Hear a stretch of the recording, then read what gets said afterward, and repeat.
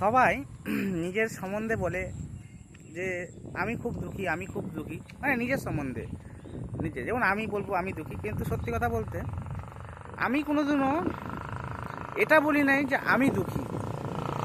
আমাকে ভগবান যা দিয়েছে, যতটুকু দিয়েছে আমার কাছে অনেক, বুঝেছো? আমার কাছে অনেক। আমি কখনো বলছি না ভগবানের কাছে আমি আর বলবোও না, বলতাম আগে হয়তো টুকফুক, কিন্তু বলি না। জানি যে সত্যি কথা বলতে আমাদের কাছে যদি কিছু দিয়ে থাকে ভগবান, এই শরীরটা দিয়েছে, শরীরটাই হলো আমাদের কাছে বিশাল বড় একটা সম্পদ, যেটা সবার কাছে নেই, বুঝেছো?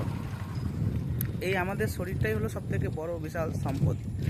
যদি তোমার এই শরীর ঠিক থাকে তো তুমি ভাববা যে সব থেকে ভাগ্যবান তুমি, আর যদি তোমার শরীরই ঠিক না থাকে তাহলে ভাববা যে তুমি ভাগ্যবান না। তো ভগবানের কাছে আমি প্রার্থনা করি যে আমার শরীর সুস্থ থাক, খেটে কর্মে খেতে পারি, চলতে পারি, সদ্বুদ্ধি দুঃখ।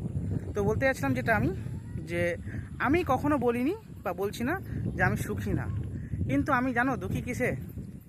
আমি আমার আশেপাশের লোকজন, পরিবার, নিজের পরিবার বলো, আরও কারো যে কেউ দুঃখে থাকে না, তার দুঃখই দেখতে পারি না আমি। এটাই আমার দুঃখ।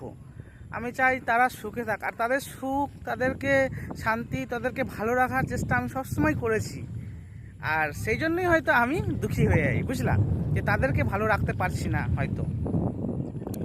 এবার মনে করো আমার যথাসাধ্য আমি যতটুকু পারছি ততটুকু আমি করছি, বুঝলাম। এবার সম্পূর্ণটা তো করার মতন ক্ষমতা নাই আমার, এই হচ্ছে ব্যাপার।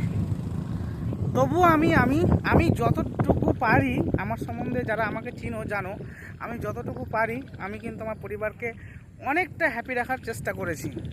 কিন্তু তাদের কাছে মনে হয় যে আমি তাদের জন্য সব কিছু করেও মনে হয় যে তাদেরকে আমি হ্যাপি রাখতে পারলাম না, ওদের মনে হলো।